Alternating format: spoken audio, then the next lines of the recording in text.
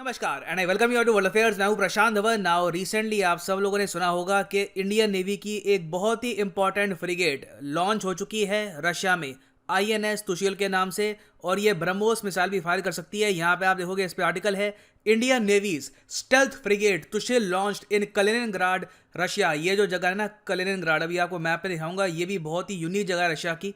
और ये आप देख पाएंगे, ये इमेजेस है, ये रिलीज करी है इंडियन नेवी ने। ये है यहाँ पर इंडिया की फ्रिगेट जो बनाई है रशिया ने फॉर इंडिया।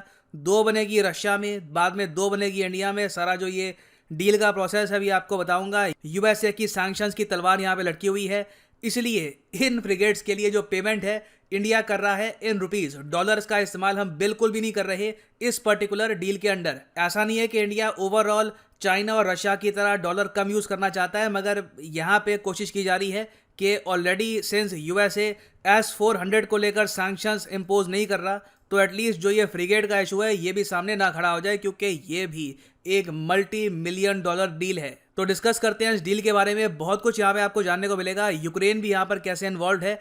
मगर आगे बढ़ने से पहले एक बहुत ही सिंपल सा क्वेश्चन मैं आपसे पूछूंगा कि इंडियन नेवी के पहले चीफ ऑफ नेवल स्टाफ कौन थे?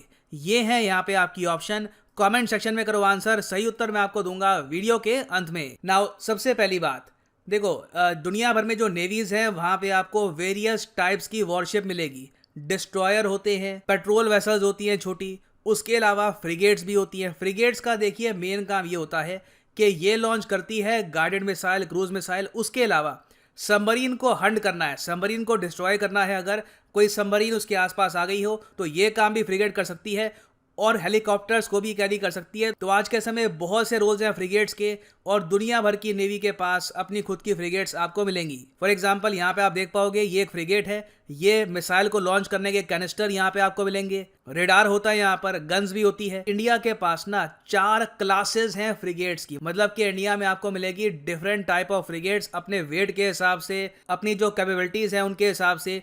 कई फ्रिगेट्स हैं हमारी जहां पर आपको मिलेगा स्टेल्थ फीचर, रेडार पे दिखेंगी नहीं आपको, या फिर रेडार में ढूंढना बहुत ही मुश्किल हो जाएगा। कई फ्रिगेट्स हैं जहां पर स्टेल्थ फीचर नहीं है, मगर उनसे आप लॉन्च कर सकते हो गाइडेड मिसाइल। और इंडिया की सबसे पावरफुल जो फ्रिगेट्स है वो हमने भारत में ही बनाई है। ये है Shivalik class frigates. Displacement weight है इनका 6200 टन। नाउ शिवालिक क्लास के बाद सेकेंड मोस्ट मैं कहूंगा इफेक्टिव क्लास हमारी फ्रिगेट्स की है तलवार क्लास फ्रिगेट्स की।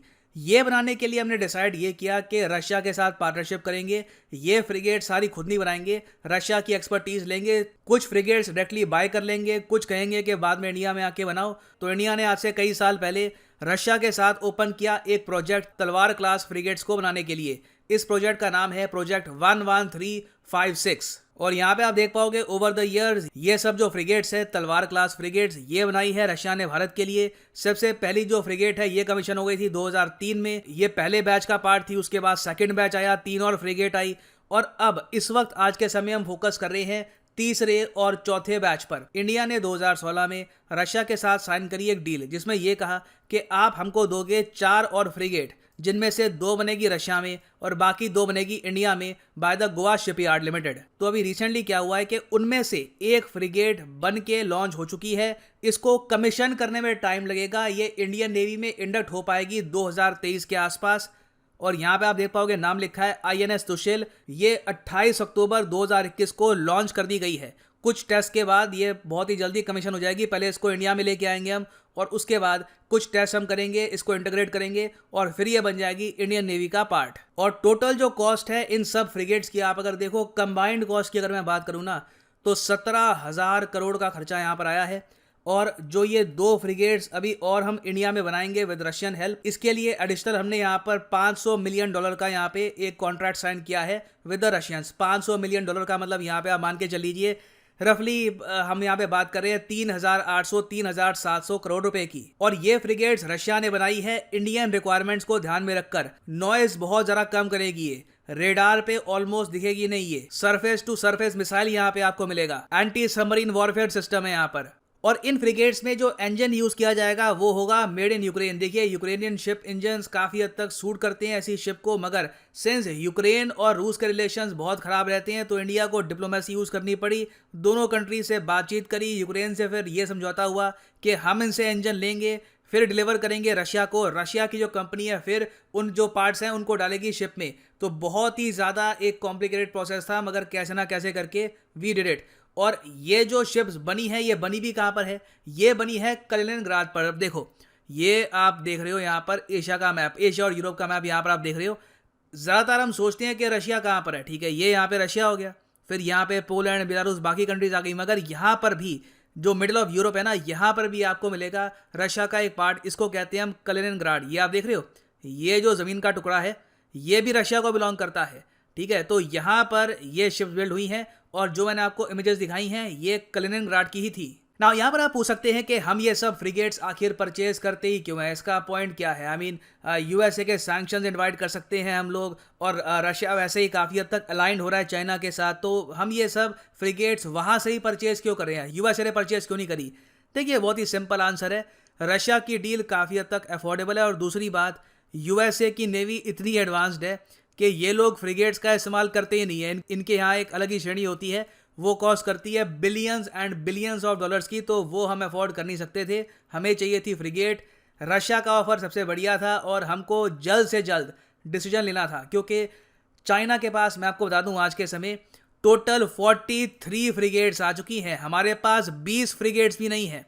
अभी जो सारी अंडर कंस्ट्रक्शन है, सारी मिला जुला के भी आप अगर देख लो तो 20 से नंबर आपको कम ही मिलेगा। तो चाइना के पास देखिए फ्रिगेट्स बहुत सारी हैं, पाकिस्तान को भी आप अगर देखो तो इनके पास एक्टिव फ्रिगेट्स आज के समय है गिनती की 5, हालांकि इंडियन फ्रिगेट से काफ़ी हद तक इन्फीरियर है, कमज़ोर है, मगर धीरे धीरे इनके भी नंबर्स बढ़ रहे हैं, ठीक है। हमारे लिए ओवरऑल इन दी एंड मैं ये कहूँगा, कभी अगर वॉर होती है, नंबर गेम इंडिया को भारी पड़ सकता है, क्योंकि पाकिस्तान के पास 5 एक्टिव फ्रिगेट ऑलरेडी है, और उसके अलावा इन्होंने 8 फ्रिगेट और ऑर्डर में दे रखी है। इसमें से कुछ फ्रिगेट्स ये बना रहे हैं चाइना के साथ, एक्चुअली चाइना से सीधा परचेज ही कर रहे हैं, और कुछ फ्रिगेट्स ये बनाएंगे टर्की के साथ, जिसका नाम होगा जिन्ना क्लास फ्रिगेट्स। हालांकि अब दोनों कंट्रीज अगर चाहें तो आपसी सहमति करके एक अंडरस्टैंडिंग डेवलप करके इसको FATF क्लास फ्रिगेट भी कह सकती है, मजाक कर रहा हूँ, बट पाकिस्तान इस मामले में काफ़ी अच्छा कर रहा है, तो हमें कहीं ना कहीं अपनी जो स्पीड है बना के रखनी होगी, और हमें रशिया के साथ एक अच्छी डील मिली, तो हमने ये डील कर ली इनके साथ। हम यहाँ पे सोचते रहते, वेट करते रहते, तो it would have been a waste of time. तो अभी के लिए मैं कहूँगा गुड न्यूज़, बहुत ही अच्छा एडिशन होगा ये इंडियन नेवी में, मगर we need a lot more warships. Indian Navy का ओवरऑल विस्तार करना होगा, नहीं तो इन द फ्यूचर प्रॉब्लम्स आ सकती हैं। नाउ वापस आते हैं अपने क्वेश्चन पे, इंडियन नेवी के पहले चीफ ऑफ नेवल स्टाफ कौन थे? तो सही उत्तर यहाँ पे है ऑप्शन डी, रामदास कटारी। रामदास कटारी जी पहले चीफ ऑफ नेवल स्टाफ थे, Indian chief of naval staff. नहीं तो इससे पहले आप अगर देखो, you will be surprise to know, मगर आज़ादी मिलने के भी कई साल बाद, इवन 11 साल तक इंडियन नेवी के जो एडमिरल थे, जो यहाँ पर मेन चीफ ऑफ स्टाफ थे, ये ब्रिटिश थे बहुत ही लंबे समय तक। यहाँ पर आप देख पाओगे sir Charles Thomas, sir Stephen Hope, बाद में जाकर फिर 1958 में पहली बार एक इंडियन ने इंडियन नेवी की कमान यहाँ पर संभाली, और इनका टेन्योर बहुत ही इंपॉर्टेंट था, क्योंकि इन्हीं के टेन्योर में हमने पुर्तगाल से गोवा को छुड़वाया भी था। और फाइनली यहाँ पर मैं ये भी ऐड कर दूं कि यूपीएससी के कोर्सेज अवेलेबल हैं कॉम्बो पैकेज में। अगर आप यूपीएससी की तैयारी कर रहे हैं तो ये कॉम्बो पैकेज कंप्लीटली आपको प्रिपेयर कर सकते हैं for prelims, mains and optional. Comment section में जाओ, 2 लिंक आपको मिलेंगे, यूपीएससी सीएससी प्लस या फिर आइकॉनिक, कोई भी आप लिंक पे क्लिक कर सकते हैं, और यहाँ पे आप खरीद पाएंगे ये कॉम्बो पैकेज, जिसके अंदर आपका प्रीलिम्स, मेंस, ऑप्शनल तीनों कवर होगा। ये सारे कोर्सेज अलग अलग परचेज करोगे आप अगर, तो 10 से लेकर 15,000 रुपये आपको एक्स्ट्रा पे करने होंगे। तो एक तो वैसे ही आपको डिस्काउंट मिल गया उसका, उसके ऊपर एक एडिशनल डिस्काउंट आपको मिलेगा अगर आप यूज़ करते हैं प्रोमो कोड PD10। प्राइसेस और भी ज़्यादा यहाँ पर गिर जाएंगे, सिर्फ रफली 3,000 रुपीज़ पर मंथ में आप प्रिपेयर कर सकते हैं। और यूपीएससी, अगर आपके पास अभी टाइम है, 2 साल का टाइम है, आप कॉलेज स्टूडेंट हैं, आप परचेज कर सकते हैं 24 महीने का course to properly prepare for UPSC civil services examination. So इसी नोट के साथ ये है यहाँ पर वीडियो कांत। Thank you for listening and as always God bless you all.